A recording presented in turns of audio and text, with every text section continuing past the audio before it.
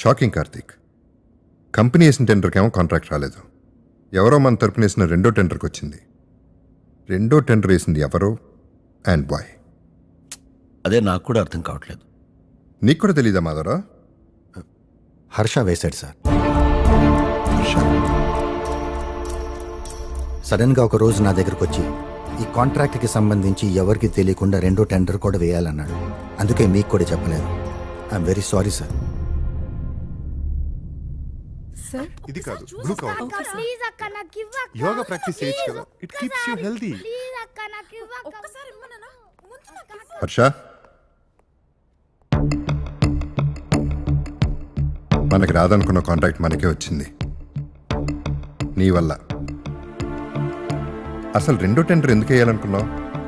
ఎప్పటి నుంచో కాంట్రాక్ట్ మీకు రావాలని ఆశపడ్డారు.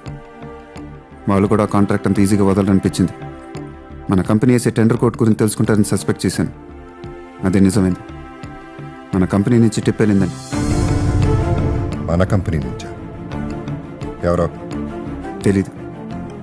ఇంతమందిలో ఎవడో ఒకటి డబ్బులు కాసుపడి ఉంటాడు. ఆయన కాంట్రాక్ట్ మనకు వచ్చింది కదండి.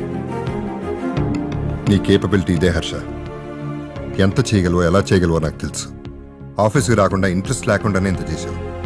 Imagine if you are the boss, you can do wonders. It's time Harsha. నాకు కొంచెం టైం కావాలండి. ఎటన్నా బయటకు కొన్ని రోజులు వెళ్దాం అనుకుంటున్నాను. Take your time. ప్రపంచంలో నీకు కావాల్సిన చోటుకెళ్ళి ఎంజాయ్, రిలాక్స్. తిరిగి వచ్చి ఐఎమ్ రెడీ అనే న్యూస్ మాత్రం చెప్పు.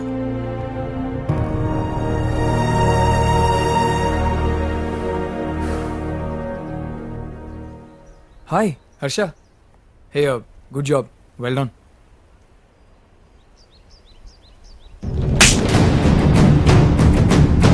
ఆఫీస్లో నీ నుంచి టిప్ వెళ్ళిందని ఫ్యామిలీకి తెలిస్తే ఏమవుతుందో తెలుసా? నీతో పాటు మొహం చూపించుకోలేక అత్తయ్య మామ కూడా రోడ్డు మీద పడతారు. Don't play with family. ఏం కావాలి నీకు? ఆ కుర్చీయా? అది లాక్కోవటానికి ట్రై చేస్తే దొరకదు. You have to earn it Karthik.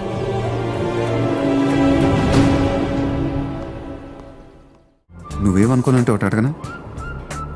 What? అంటే ఈరోజే జాయిన్ అయ్యాను కదా, ప్రీవియస్ క్లాసులు మిస్ అయ్యాను. వాటికి సంబంధించిన నోట్స్ ఏమైనా నీ దగ్గర ఉంటే నోట్ చేసుకొని ఇచ్చేస్తాను. నేను అంతగా నోట్ చేయలేదు. లైబ్రరీలో బుక్స్ చూస్తే చాలు.